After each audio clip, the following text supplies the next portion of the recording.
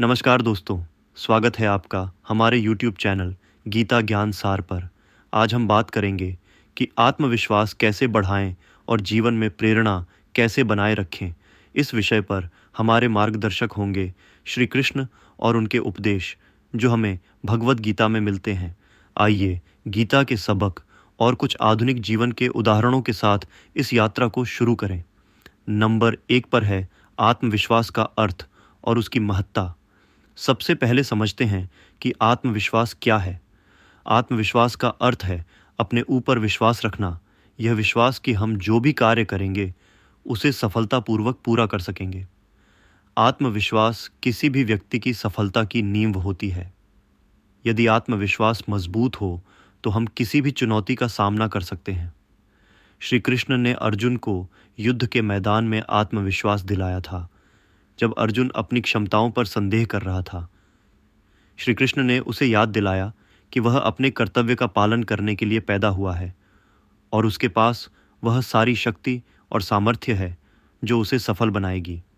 Number 2 पर है कर्मयोग। निरंतर प्रयास का महत्व। श्री कृष्ण ने अर्जुन को कर्मयोग का संदेश दिया, जिसका अर्थ है अपने कर्म पर ध्यान केंद्रित करना और फल की चिंता किए बिना उसे पूर्ण समर्पण के साथ करना। आत्मविश्वास तब बढ़ता है जब हम बिना किसी भय के अपने कर्म करते हैं। जब हम अपने कार्यों को लगन से करते हैं तो परिणाम अपने आप ही सकारात्मक होते हैं। उदाहरण के लिए मशहूर क्रिकेटर MS धोनी ने भी इसी सिद्धांत को अपनाया। उन्होंने अपने खेल पर ध्यान केंद्रित किया और मैदान पर सिर्फ अपने प्रदर्शन पर फोकस किया। परिणाम स्वरूप उनकी टीम ने कई महत्वपूर्ण मैच जीते। नंबर 3 पर है धैर्य और समर्पण। श्री कृष्ण ने गीता में कहा है कि धैर्य और समर्पण आत्मविश्वास और सफलता के लिए ज़रूरी हैं। जब हम किसी कार्य में समर्पित होते हैं और धैर्य के साथ उसे करते हैं तो अंततः हमें सफलता प्राप्त होती है। जीवन में कभी कभी हमें कठिनाइयों का सामना करना पड़ सकता है, लेकिन अगर हमारा धैर्य मजबूत है तो हम उन कठिनाइयों को भी पार कर सकते हैं। श्री कृष्ण ने कहा, योगस्थ कुरु कर्माणि संगम त्यक्त्वा धनंजय, अर्थात धैर्य और स्थिरता के साथ कर्म करो और सफलता का विश्वास रखो। धैर्य से काम करना ही आत्मविश्वास को बनाता है। उदाहरण के लिए एक व्यक्ति जिसने यह सबक अपनाया वह है JK रोलिंग। उन्होंने हैरी पॉटर की किताबों को कई बार अस्वीकृत होते हुए देखा, लेकिन उन्होंने धैर्य नहीं खोया। अंत में उनका समर्पण रंग लाया और वह एक वैश्विक सफल लेखिका बन गई। नंबर 4 पर है नकारात्मकता से दूर रहें। आत्मविश्वास को कमज़ोर करने वाली सबसे बड़ी चीज़ है नकारात्मकता।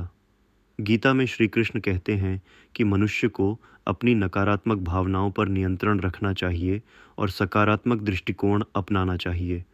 श्री कृष्ण ने अर्जुन को कहा, अपने मन को नियंत्रित करो क्योंकि यह सबसे बड़ा मित्र है और सबसे बड़ा शत्रु भी। जब हम अपने मन को नियंत्रित कर लेते हैं तब हम नकारात्मक विचारों से ऊपर उठ जाते हैं। उदाहरण के लिए जब हम अपने जीवन में संघर्ष का सामना करते हैं तो नकारात्मक विचार हमें पीछे धकेल सकते हैं। जैसे कि स्टार्टअप जगत में सफलता पाने वाले युवा उद्यमियों की कहानी देखें। वे कई बार असफल होते हैं लेकिन नकारात्मकता को अपने ऊपर हावी नहीं होने देते। नंबर 5 पर है प्रेरणा का स्रोत। खुद से प्यार करें। श्री कृष्ण ने गीता में आत्म साक्षात्कार की बात कही है। जब हम खुद को पहचानते हैं और खुद से प्यार करते हैं तब हमें सच्ची प्रेरणा मिलती है। खुद को समझना और अपने आप में संतुलन बनाना ही प्रेरणा का सबसे बड़ा स्रोत है। श्री कृष्ण ने कहा, अहम आत्मा गुणाकेश सर्वभूताशय स्थिता, अर्थात मैं सभी जीवों में निवास करता हूँ।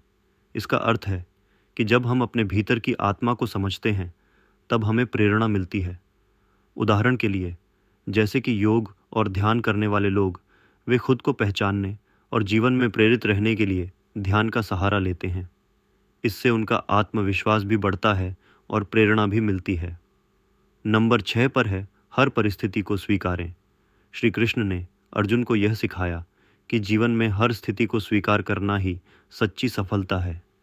जब हम जीवन की उतार चढ़ाव को खुले दिल से स्वीकार करते हैं तब हम अपनी प्रेरणा को बनाए रख सकते हैं। सुख दुखे समय कृत्वा लाभालाभो जया जयो, यानी सुख और दुख, लाभ और हानि, जीत और हार को समान रूप से देखने वाला व्यक्ति ही सच्चा योगी है। उदाहरण के लिए, उद्यमियों को बार बार असफलता का सामना करना पड़ता है, लेकिन जो व्यक्ति असफलताओं को स्वीकार कर उनसे सीखता है, वही अंत में सफल होता है। नंबर 7 पर है निष्काम कर्म। भगवद गीता में निष्काम कर्म का विशेष महत्व है। इसका अर्थ है कि हमें अपने कर्मों को बिना किसी इच्छा या फल की आशा के करना चाहिए। जब हम अपने कर्तव्यों को निस्वार्थ भाव से करते हैं तो न केवल हमारा आत्मविश्वास बढ़ता है, बल्कि प्रेरणा भी बनी रहती है। श्री कृष्ण ने अर्जुन से कहा, कर्मण्येवाधिकारस्ते मा फलेषु कदाचन, यानी तुम्हारा अधिकार सिर्फ कर्म करने में है, फल पर नहीं। जब हम यह सोच छोड़ देते हैं कि हमें किसी काम का परिणाम चाहिए, तब हमारा आत्मविश्वास स्वाभाविक रूप से बढ़ता है।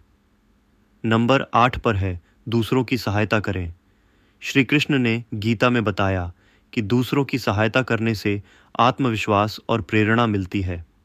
जब हम दूसरों की मदद करते हैं तो हमें आत्मसंतुष्टि मिलती है और हमारी आत्मशक्ति भी बढ़ती है।